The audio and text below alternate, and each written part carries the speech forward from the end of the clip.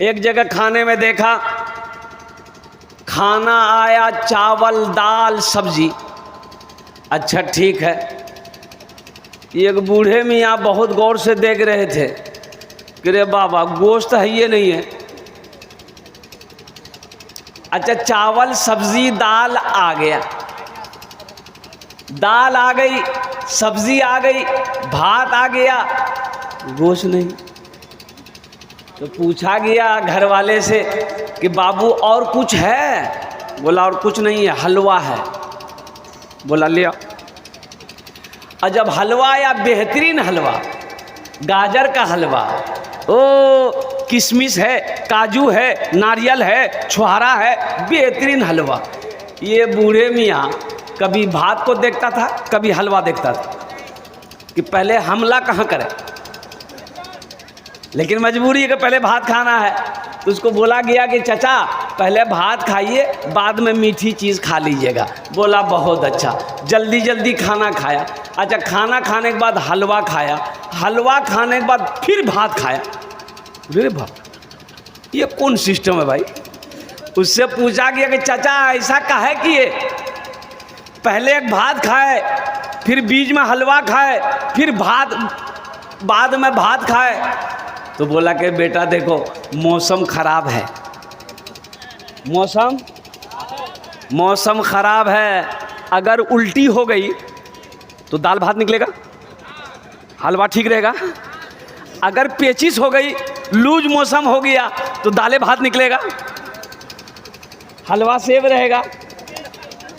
मेरे बच्चों नौजवानों, ये जो मेरे बच्चे नौजवान जो यहाँ पर आए हैं, मैं तालीम के हवाले से कुछ पैगाम देना चाहता हूँ। कुर्बान जाओ, आज यहूदी हमसे आगे है, यहूदी कामयाब है। इसकी वजह यही है कि वो एजुकेशन को फोकस करता है, वो तालीम को फोकस करता है, वो तालीम को फोकस करता है, वो पढ़ाई को अहमियत देता है। और कुर्बान जाओ, आज हमारा ये आलम है कि हम लोग पढ़ाई को, तालीम को अहमियत नहीं देते। ये सबसे बड़ी कमज़ोरी और नादानी यही है कि हम लोग अपने बच्चे को पढ़ा तो नहीं सकते, उसे जाहिल लगकर 7 साल 8 साल 9 साल। अभी पूर्णिया के अंदर में एक होटल में खाना खा रहा था तो देखा एक छोटा सा बच्चा है, उम्र उसकी मुश्किल से 10 साल के लमसम होगी। कुर्बान जाइए, कड़ाके की ठंड है, अल्लाह अकबर कबीरा। वो बच्चा प्लेट लेकर आया, मैं उसकी शक्ल को देखा, मैंने कहा कि बेटा स्वेटर नहीं है? बोला कि नहीं स्वेटर तो नहीं है। अल्लाह अल्लाह अल्लाह अल्लाह। कुर्बान जाओ, मैंने कहा तेरा बाप क्या करता है? बोला मेरा बाप खेती करता है। तो यहाँ तुम कब से हो? बोला कि 6 महीने हो गए इस होटल में। कितनी तनख्वाह मिलती है? वो बच्चा बोला 2000 रुपये तनख्वाह मिलती है। मेरा बाप रखा। तो मैंने कहा तुम पढ़े क्यों नहीं, पढ़े क्यों नहीं? वो बच्चा जवाब दिया कि हम कैसे पढ़ते, अब्बा पढ़ाता तब ना पढ़ते। कितना अच्छा जवाब दिया। अरे अब्बा पढ़ाता तो पढ़ते। कुर्बान जाओ मुसलमानों, हम अपने बच्चे को होटलों में नौकरी रख देते हैं, हम अपने बच्चे को पंजाब दिल्ली भेज देते हैं ताकि कमा कर वो हमें खिलाए, ताकि कमा कर वो हमें पैसा दे, हम बिल्डिंग बनाए। लानत हो ऐसी बिल्डिंग पर आग लगे। काश तुम अपने बच्चे को पढ़ा देते तो ना जाने ऐसी ऐसी बिल्डिंगें ना जाने कितनी वो बना लेता। पढ़ा लेते अपने बच्चे को। इसलिए मदरसे पैगाम दे रहा है तुम्हें कि आओ अल्लाह के कुरान को पढ़ो, तालीम हासिल करो, दीन सीखो, तब समझ में आएगा कि ये दुनिया क्या है। भाई दुनिया को समझने के लिए, आखिरत को समझने के लिए पढ़ना ज़रूरी है कि नहीं है? बोलो भाई ज़रूरी है कि नहीं है?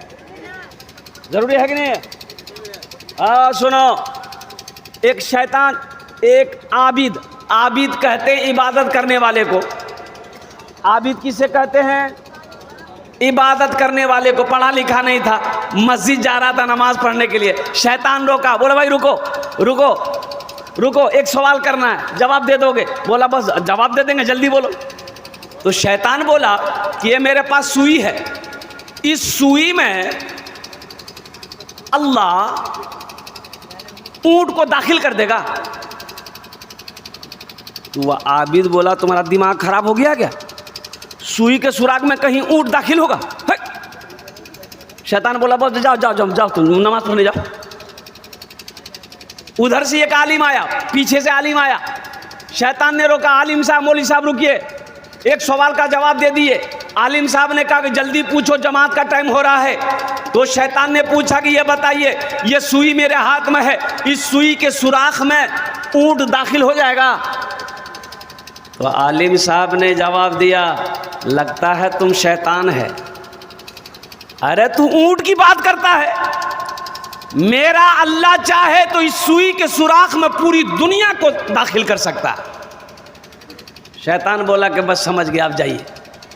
तब शैतान अपने चेलों से कहने लगा, देखो वो जाहिल था, वो जाहिल था अल्लाह की ताकत पर, अल्लाह की कुव्वत पर, अल्लाह के पावर पर उसे यकीन नहीं था कि सुई के अंदर में ऊँट दाखिल हो सकता है। ये पढ़ा लिखा था, ये आलिम था। जाहिल का ईमान छीन लिए, पढ़ा लिखा का ईमान छीन ना सके। इसलिए मुसलमानों, अगर ईमान की हिफाजत चाहते हो, अल्हम्दुलिल्लाह अपने बच्चे को सबसे पहले तालीम से आरास्ता करो। स्कूल जाओ, स्कूल जाओ, कॉलेज जाओ, यूनिवर्सिटी जाओ, मदरसा जाओ, तालीम हासिल करो। जाहिल मत रहो, जाहिल मत रहो। पढ़ा लिखा लड़का नहीं था और शूट बूट पहना, कुर्बान जाओ, मोटरसाइकिल स्टार्ट किया, ससुराल गया। और पुराने ज़माने का वाक़या है, जिस ज़माने में ये मोबाइल नहीं था, जिस ज़माने में मोबाइल, अरे बोलो भाई जल्दी बोलो, मोबाइल नहीं था। ये लड़का गया और कुर्बान जाओ, एक बुढ़िया अंदर से चलती हुई दरवाजे पर आई तो देखती है कि बड़ा खूबसूरत नौजवान है, कोट पहना हुआ है, पैंट पहना हुआ है, बेहतरीन जूता पहना हुआ है, टाई लगाया हुआ है, आँख पे चश्मा है। बुढ़िया ने इशारा की, ए बेटा रुक। ये लड़का गाड़ी रोका, अम्मा क्या बात है? बुढ़िया कहने लगी, बेटा मोटरसाइकिल से थोड़ा नीचे उतरो ना। लड़का मोटरसाइकिल लगाया, नीचे उतरा, बोला अम्मा क्या बात है? बोला बेटा देखो, मेरा बेटा ना दिल्ली में रहता है। कहाँ रहता है? दिल्ली में रहता है। मेरा बेटा चिट्ठी भेजा है, खत भेजा है, लेटर भेजा है। ये बेटा हम जाहिल हैं, हम पढ़ नहीं पाते हैं, पढ़ कर सुना दो क्या लिखा हुआ है। तुम्हारा लिबास बता रहा है कि तुम पढ़ा लिखा हो, और तुम्हारी शक्ल बता रही है कि तुम पढ़े लिखे हो, एजुकेटेड हो, खत पढ़कर सुना दो। ये लड़का खत लिया और चश्मा खोल के जेब में रखा, और खत खोलते ही रोने लगा। तो लड़का जब रोने लगा तो बुढ़िया समझी कि हमरो बेटा की चुप है लो। बुढ़िया भी रोने लगी, बुढ़िया भी रोने लगी। अब बुढ़िया को रोते हुए उसकी बेटी जब अंदर में देखी, मेरी माँ रो रही है, वो लड़का भी रो रहा है, ज़रूर कोई बात है। वो बेटी भी रोती हुई आई, वो भी रोने लगी। मोहल्ले वाले जमा हो गए, अरे पूछने लगे उस लड़के से कि अगर खत में क्या लिखा है, उसका बेटा ठीक है, कुछ हुआ, कोई हादसा हुआ है, बीमार है, क्या हुआ है? ये लड़का बोला कि कुछ नहीं हुआ है। तो फिर तुम रोते का हो? तो बोला कि रोते हम इसलिए कि हम पढ़ा लिखा नहीं, हम जाहिल हैं। जाहिल है तो रोते काहे हो? वो लड़का नौजवान बोला, रोता इसलिए हूँ, काश मैं बचपन में स्कूल गया होता, मदरसा गया होता, मकतब गया होता, पढ़ता लिखता, तालीम याफ्ता होता, तो आज ये ख़त पढ़कर बुढ़िया को सुना देते, मुझे शर्मिंदगी उठानी नहीं पड़ती। मैं अपनी उस ज़िंदगी को बर्बाद जो किया हूँ उस पर रो रहा हूँ। इसलिए मेरे बच्चों, नौजवानों, ख़ास कर ये जो छोटे छोटे बच्चे हमारे मेरे नज़रों के सामने जो छोटे छोटे बच्चे बैठे हैं, मेरे बच्चों तालीम से समझौता नहीं करना। पढ़ो, अल्हम्दुलिल्लाह सुम्मा अल्हम्दुलिल्लाह। हाँ पढ़ो, चाहे खिचड़ी खाना पड़े, लेकिन पढ़ो। क्या दिक्कत है? पढ़ लोगे इंशाअल्लाह कामयाब हो जाओगे, फिर तो दुनिया तुम्हारी कदम चूमेगी। पढ़ो तो सही, कलम में बहुत ताकत है, कलम में बहुत ताकत है, कलम में बहुत ताकत है। हम खासकर अपने भाइयों से कहना चाहेंगे जो अपने बच्चों को नहीं पढ़ा पा रहे हैं, पैसा नहीं है, हाँ मजबूरी है कि पैसा नहीं है, भाई ज़मीन तो है ना, भाई ज़मीन है ना, भाई ज़मीन है, ज़मीन है, ज़मीन रख कर क्या करोगे? बोले नहीं बेटा के लिए है, ये कीटो तो बेटा है, और ज़मीनों बेच देंगे तो वो लेके रहेगा कैसे? हम तो मर जाएंगे, कम से कम ज़मीन जोत के खाएगा। सुनो सुनो, वो ज़मीन रख कर तुमने अपने बेटे को नहीं पढ़ाया, उसे जाहिल रखा, आप मर जाओगे, वही बेटा बड़ा होकर नाकाम रहेगा, बेकार रहेगा, तालीम नहीं है, इल्म नहीं है, और कुर्बान जाओ वो बेरोज़गार होगा। अब बेरोज़गार होगा तो क्या करेगा? खाना तो खाएगा, कपड़ा तो पहनेगा, शौक तो मिटाएगा, शादी करेगा, बीवी की ख्वाहिशों को पूरी करनी होगी, बच्चे पैदा होंगे, उनकी ख्वाहिशों को पूरी करनी पड़ेगी, पैसा है नहीं, वो क्या करेगा? जो ज़मीन छोड़कर मरे हो वो बेचेगा, अरे बेचेगा ना, बेचेगा, बेचेगा। काश अपने बच्चे को तुम ये ज़मीन थोड़ी सी बेचकर पढ़ा दिए होते, कामयाबी मिल गई होती, वो पढ़ लिया होता, अल्हम्दुलिल्लाह सुम्मा अल्हम्दुलिल्लाह, वो हलाल कमाता, हलाल पैसा कमाता, अल्हम्दुलिल्लाह सुम्मा अल्हम्दुलिल्लाह, खुद भी खाता, बीवी को भी खिलाता, बच्चे को भी खिलाता, और आपके हक़ में वो दुआ करता। इसलिए मेरे बच्चों, नौजवानों, ये पैगाम लेकर उठोगे इंशाअल्लाह। मदरसे के अंदर में सबसे पहले अल्लाह का कुरान पढ़ना है, अल्लाह का कुरान। आज हमने कुरान को छोड़ दिया। देखो एक बात याद रखो, अल्लाह के रसूल सल्लल्लाहु अलैहि वसल्लम ने इरशाद फरमाया, लोगों मैं तुम्हारे दरमियान दो चीज़ों को छोड़कर जा रहा हूँ। कई चीज़ें छोड़कर जा रहा हूँ? दो चीज़ों को, और दो चीज़ों को अगर तुम इसे मजबूती के साथ पकड़े रहे तुम कामयाब रहोगे, अगर इसे छोड़ दिए तुम नाकाम हो जाओगे, गुमराह हो जाओगे, कोई कौम तुम्हारी इज्जत नहीं करेगी। सहाबा ने अर्ज़ किया, या रसूल अल्लाह सल्लल्लाहु अलैहि वसल्लम, वो दोनों चीज़ें कौन सी हैं? आपने इरशाद फरमाया, किताबुल्लाह, अल्लाह का कुरान, और मेरी सुन्नत, मेरी सुन्नत, मेरी सुन्नत पर अमल करना, अल्लाह के कुरान की तिलावत करना। अल्लाह तेरी ज़िंदगी बदल देगा, और दुनिया भी गुजर जाएगी, आखिरत भी सवर जाएगी। बताओ आज कुरान से हम दूर हैं कि नहीं? अरे बोलो जल्दी भाई। कुरान से दूर हम हैं, नबी की सुन्नत से दूर आज हम हैं। ये मेरा 60 नहीं कहिए कि 70% नौजवान जो मेरा बच्चा बैठा हुआ है, नबी की सुन्नत को कुचल नहीं रहा है। चेहरे पे दाढ़ी नहीं, दाढ़ी है? अरे बोलो, दाढ़ी नहीं है। मैंने एक नौजवान से कहा कि दाढ़ी काहे नहीं रखते हो? बोला हजरत आपके चक्कर में दाढ़ी रखेंगे, बियाह नहीं होगा। बोले वाह, दाढ़ी रखने से बियाह नहीं होगा? अरे बोलो भाई, बियाह होता कि नहीं होता? दाढ़ी रखने से अगर शादी नहीं होती तो हम लोग कुंवारे रहते अभी तक। ये हजरत लोग, मौलवी मौलाना लोग, मुफ्ती लोग, ये कुंवारा रहता है। बहाना मत बनाओ, दाढ़ी मर्द की पहचान है,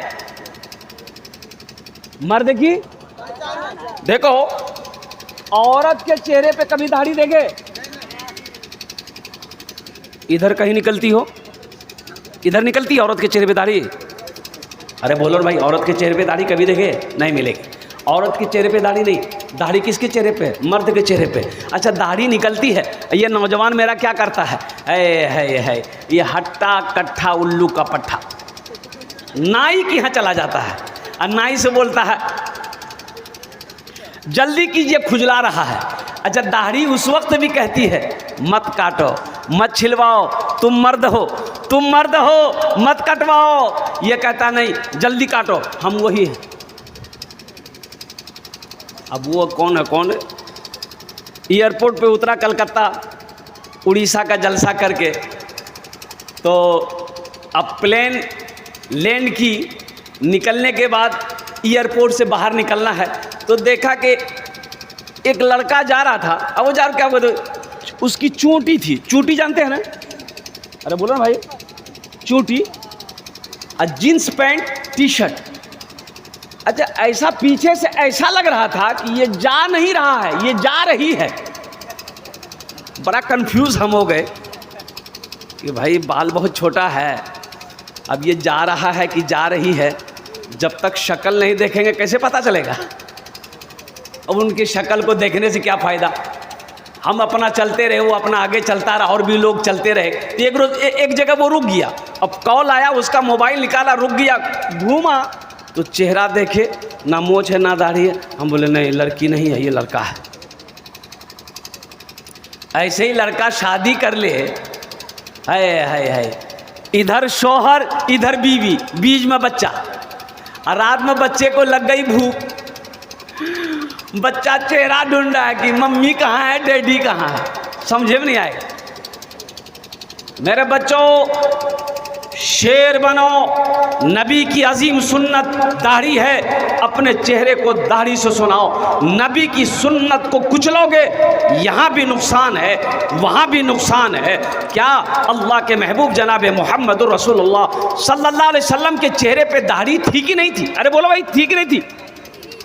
आपसे ज़्यादा खूबसूरत कोई दुनिया में ना आया है, ना सुबह क़यामत तक आएगा। अगर दाढ़ी खूबसूरती में रुकावट बनती तो अल्लाह अपने महबूब जनाब मोहम्मद रसूलुल्लाह सल्लल्लाहु अलैहि वसल्लम के चेहरे पे दाढ़ी नहीं देता। बाज़ नौजवान कहते हैं कि नहीं, दाढ़ी रखने से ना हजरत आदमी बूढ़ा लगता है। हे रे बाबा, ये तो लगता है चीन से अभी आया है। दाढ़ी रखने से आदमी बूढ़ा कैसे हो जाएगा? भाई सरदार लोगों को देखें, बगैर दाढ़ी का सरदार है। अरे भाई बोलो भाई, बगैर दाढ़ी का कोई सरदार देखे हो? कोई सरदार बगैर दाढ़ी का नहीं मिलेगा। ए नौजवानों सुनो, हजरत यूसुफ अलैहिस्सलाम कितने खूबसूरत थे, चेहरे पे रुमाल डालकर रखते थे और कुर्बान जाओ, उनके चेहरे पे भी दाढ़ी थी। दाढ़ी खूबसूरती के लिए रुकावट नहीं है, खूबसूरती में ये दाढ़ी इजाफा करती है, हुस्न को ये दाढ़ी बढ़ाती है, खूबसूरती को ये दाढ़ी बढ़ाती है। और मर्द की पहचान है नबी की सुन्नत। जो बच्चे दाढ़ी नहीं रखे हो, इंशाअल्लाह वादा करो कि नबी की सुन्नत को इंशाअल्लाह हम जिंदा करेंगे।